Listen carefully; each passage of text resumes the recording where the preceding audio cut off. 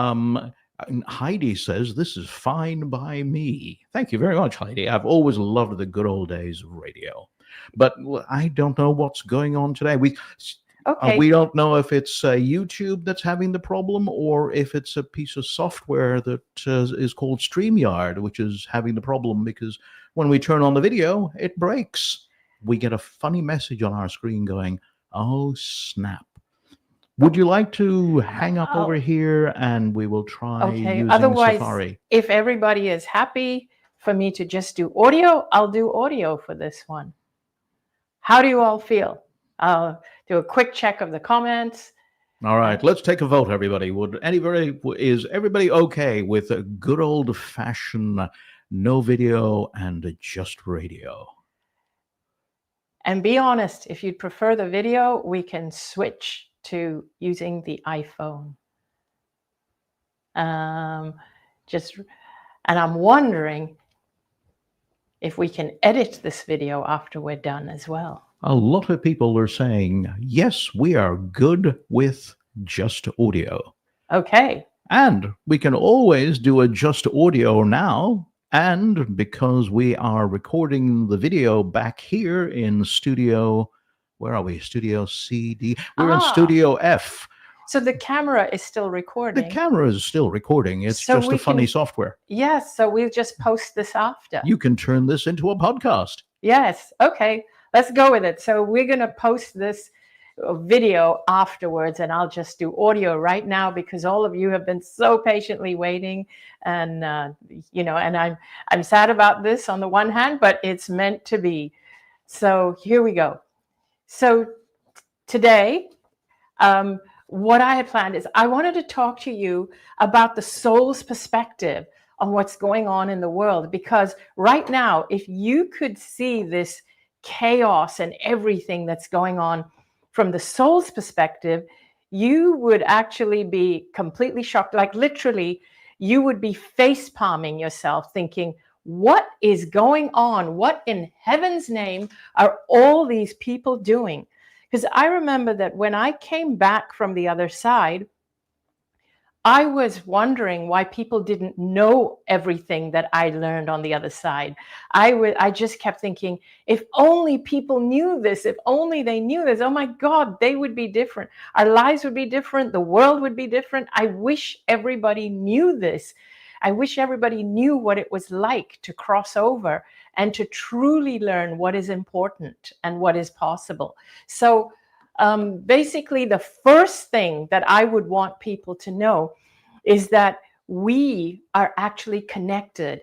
And as physical beings, one of the biggest mistakes and one of the dumbest things we do is that we honestly believe that each and every one of us is separate. We think that we're all separate, countries are separate, everything is separate, whereas we are all part of one big living, breathing organism. We may be, in a way, individual beings and individual souls, but we're all connected. And I want you to think of it this way. Imagine if you are one physical body, you are one physical body, and imagine each and every one of your cells in your body. There's trillions of cells, each doing different things, but they are trillions of individual cells. And when you die, you realize, oh, I was part of this whole one body. I was one living organism. But when you are alive, you are one cell doing your job, trying to stay healthy because you are supporting this one big organism. Every cell's job is to stay healthy and to replicate itself in a healthy way and to not allow itself to become sick. And so when one cell becomes really toxic and they start to perpetuate fear and they start to attack other cells, that's a disease. That's something we call cancer. And without realizing it, that's what we're doing here. So from the soul's perspective, the way we attack each other, thinking we're all separate, it seems totally counterintuitive, counterproductive, and totally crazy. It's like we are attacking ourself, the whole self. It's like if you imagine the fingers of your hand, imagine if each finger believed that it is separate from every other finger, and it felt like it needed to compete and kill off the competition, and it maimed and harmed the other fingers. And only when it dies, it realizes, oh my gosh, we were all part of the same hand. We were supposed to be working together. We set ourselves back by maiming each other because we're harming the whole hand. That's really how it works. And I wish people knew this. And you will realize it, people will realize it after they cross over, that we're all part of the same living organism. We are individual, but yet we are connected and we impact each other. The second thing that if we could look back from the soul's perspective that we would see is we would marvel at our technology and how we have developed our technology, and how we have social media and AI and mainstream media. We would really marvel at the technology. However, we would be completely saddened and disappointed by how we are using this technology. We would be looking at this earth going, oh my gosh, look at the technology that we've developed. It's amazing. It's cutting edge. It's so advanced. But yet, look at what we're doing with it. We're using it for destruction.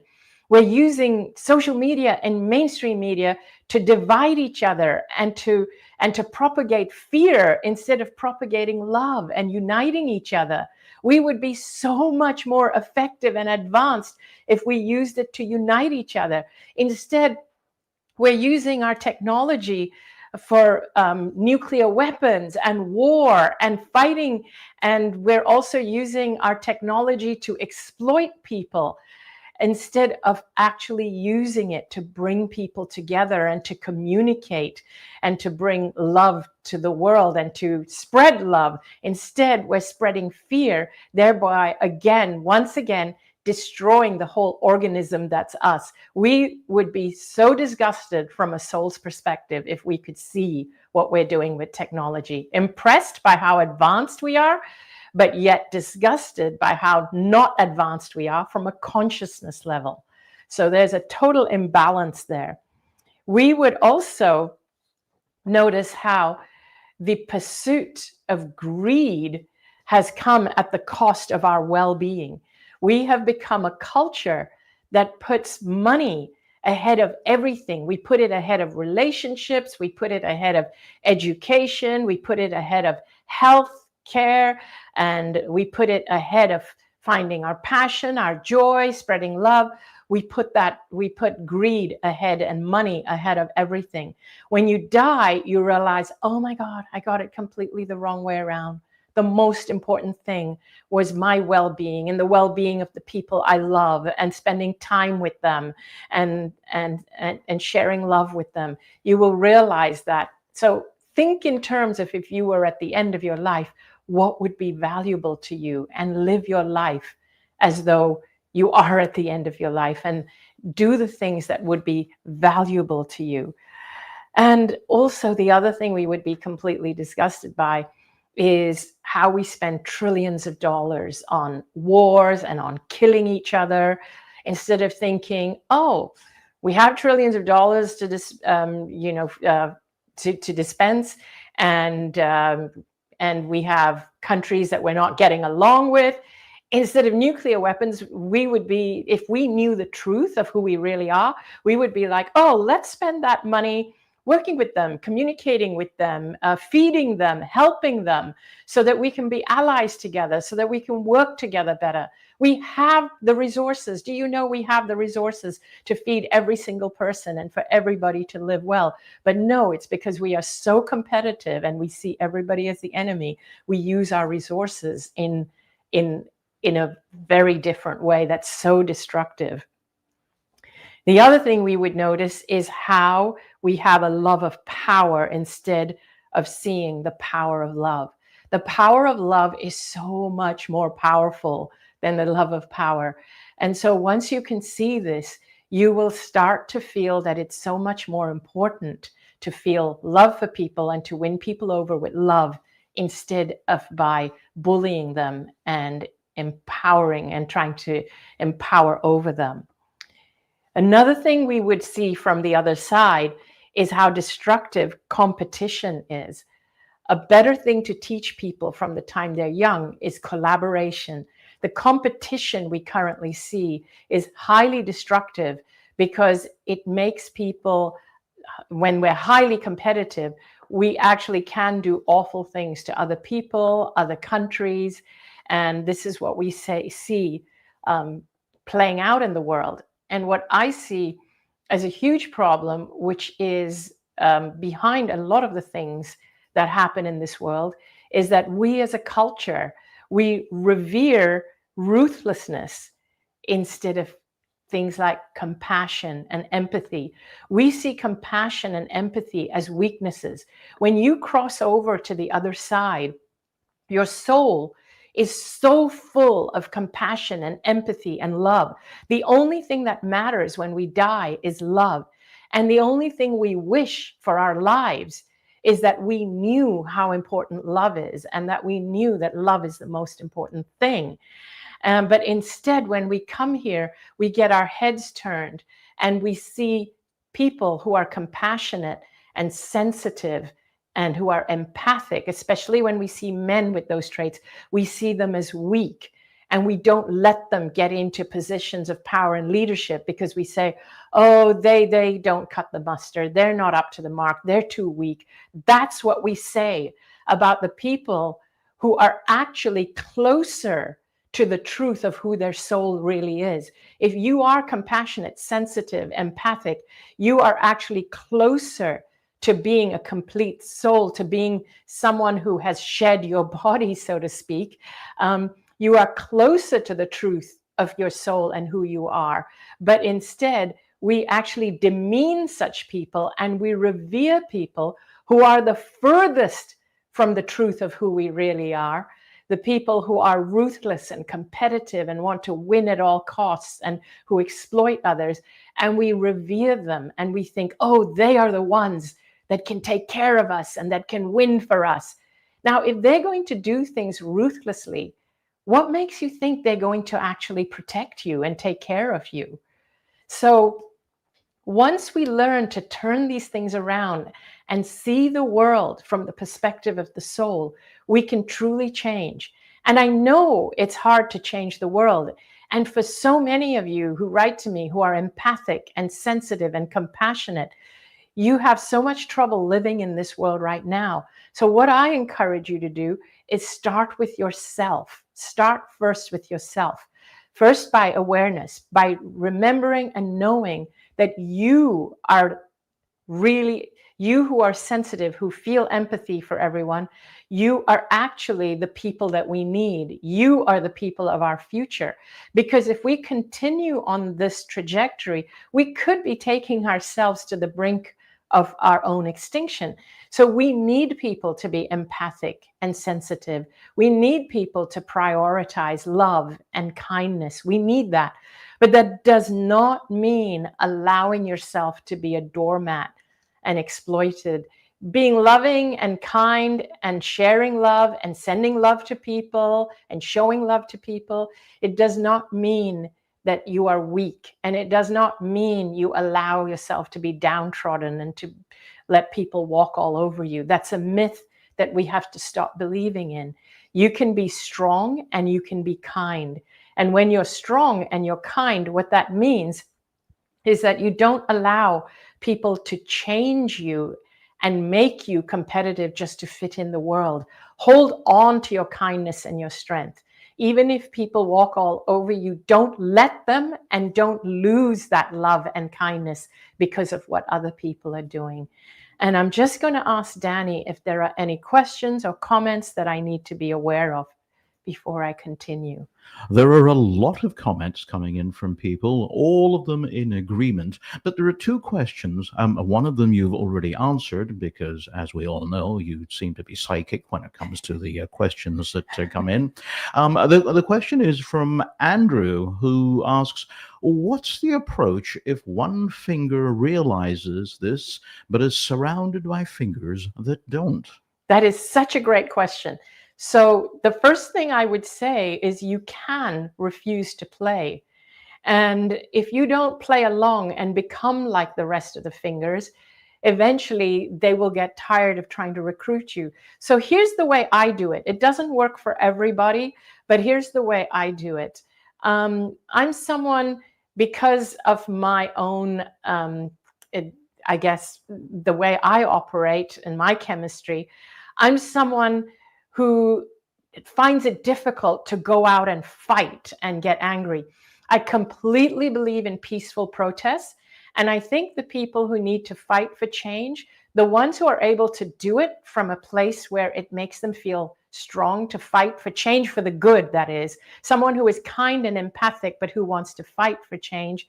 If it makes you feel good to do it, by all means do it. But someone like me, I find it hard to go out and fight. What I do is I create a different way of doing things. I don't fight against what is. I create an alternative way of doing things. And then I like to show people there is a different way we can handle this. There's another way we can do things. And then I let people choose. And what I have noticed, because this is what I do, I go about doing things my own way. Everything from the way I handle talking to people about their health, their well-being, the way I talk to people about conflict, the way I talk about changing the world. I give people an alternative way, and that alternative way is based on what would I like to see instead? What does a compassionate world look like? And so I show people and I teach people the alternative way. And I've noticed that many, many empaths and sensitive people relate to it and start following this different way. So we're not fighting against what is. We are creating a different paradigm. And the idea is for people to see that, oh, there is another way. And so to have more and more people follow this different, new, and more effective way of doing things. Because here's the thing, for a lot of people, they are just following blindly the aggressive and ruthless leaders and people in power because they don't know any better. They're believing what they're being told. And so they don't know any better. And it's not their fault. Many of them believe they're doing good by fighting, by getting angry, by getting stressed. They even get sick because of what's going on. I can relate to that. And that's because they don't know of a different way. So once you start to show people what you would like to see instead, and you show them a different way, you will attract people who are interested in that way. Because at the moment, all our media, all our mainstream media, our social media, a lot of our social media, not all, because I plan to do the opposite, but mostly our mainstream media, they sell fear because fear sells. But we now, because social media is so powerful, we have the opportunity to show people a different way, to guide them on a different way that is more peaceful. So here's the other piece. Going back to what I said in the beginning, we are all connected. Remember that, we're all connected. And everything I do impacts the whole. It has a ripple effect on the whole. If one of your cells is sick, as I said, it starts to impact the cells around it unless it can focus on healing, unless you can support it to heal. So when we, as a one person, is fearful, and if I start spreading that fear, even though I think I am doing good by spreading this fear, even though I'm going around saying to everyone, this is going to happen to all of you, and we have to be careful, and we have to hate our enemies, we have to be scared of our enemies. When I'm spreading this fear, I'm contributing my own fear-based energy into the whole. And so what I can do instead is I can choose to love everybody, including the enemies, and send them that energy. And that's the energy I'm putting into the whole. What I have actually noticed is that when we hear one thing on media, whether it's about wars and things like, and what's happening all over the world, when you are out and about talking to individuals, human beings, doesn't matter what race, what religion, what ethnicity they are, really doesn't matter. Doesn't matter what their job is, doesn't matter how rich, how poor they are. Every single person just wants an opportunity to live and get on with their life and to lead a purpose-filled, joy-filled life. That's all they really want. And whatever they're doing right now, even if it's a life of crime, they have been led to it because they didn't know any better. They didn't know how to attain what they want to attain. People just need to learn of different ways. So in terms of what we can do, even as that one finger, you can choose not to participate in what is and create what you want to see instead and show it to people. Use social media to show it to people. That's what I would suggest. Sorry for the long answer, but I just felt it was important for the current times we're living in.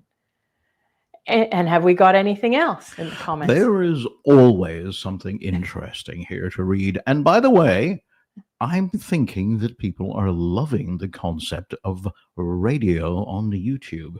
Oh, If I'm wrong, please give me a thumbs down. But if you like this, give us a thumbs up so we can do a little bit of a impromptu survey. And while you guys are making your decisions, I'll look up a couple more comments that people have made.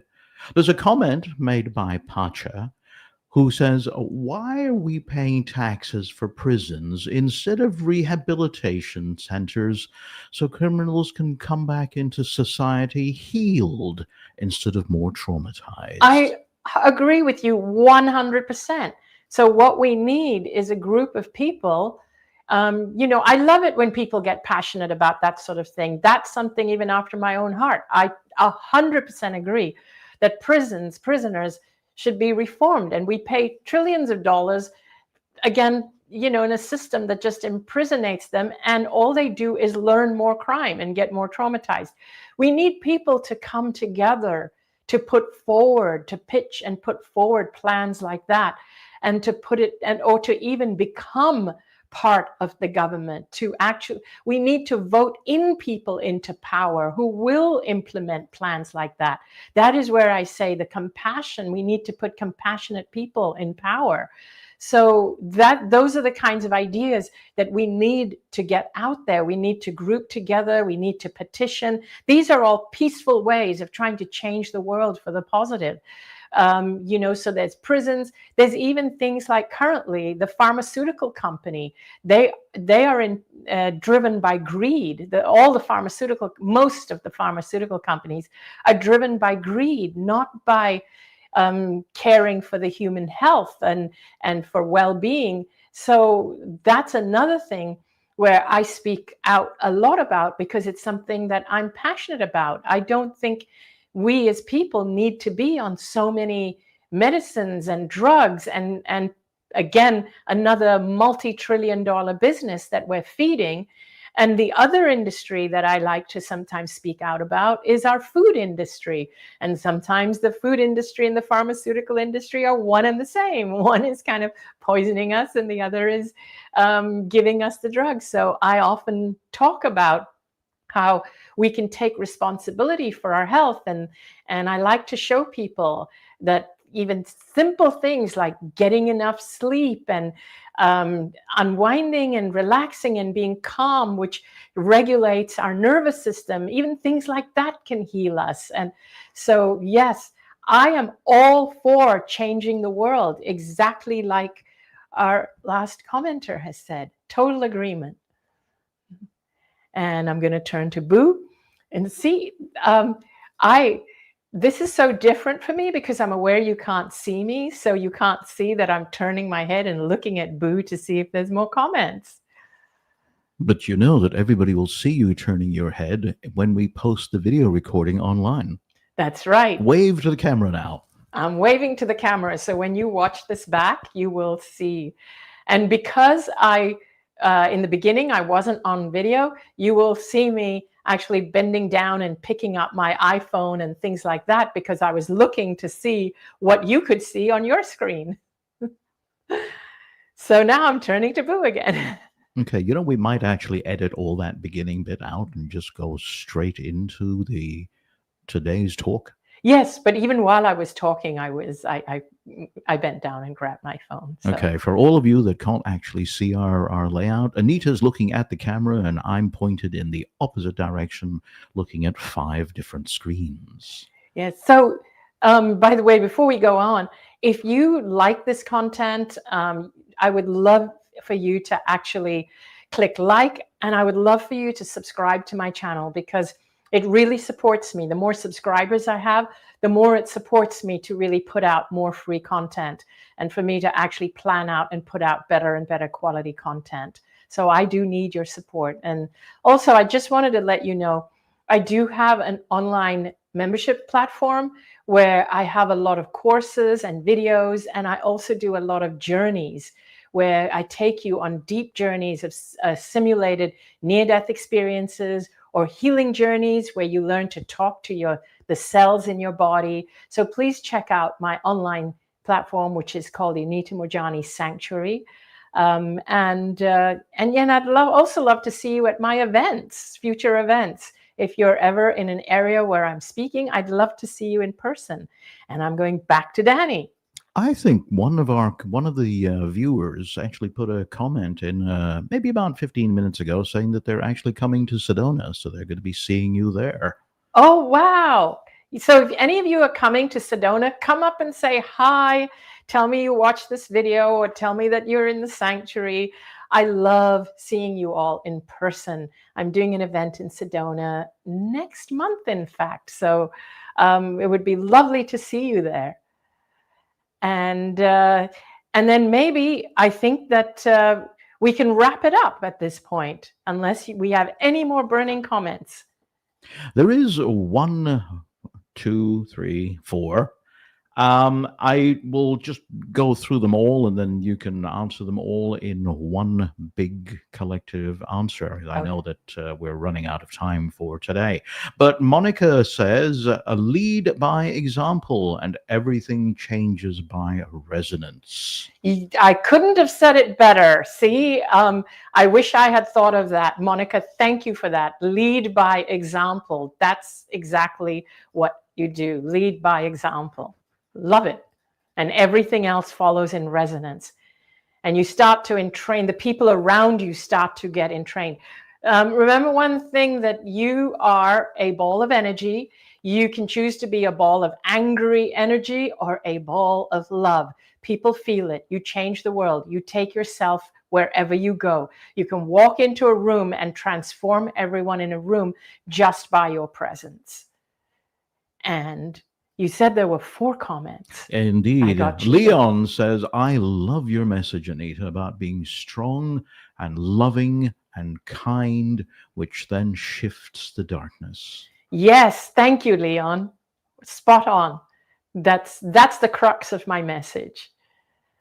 There are 2 questions here, and I'm going to go through both of them back to back, and you might be able to formulate an answer for both of them. One comes from Lena, who says, hello, Anita. Can you explain how much power a soul has when it's highly aligned?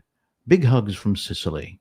And Paul, who reminded me to go back and check some of the messages from before the show started.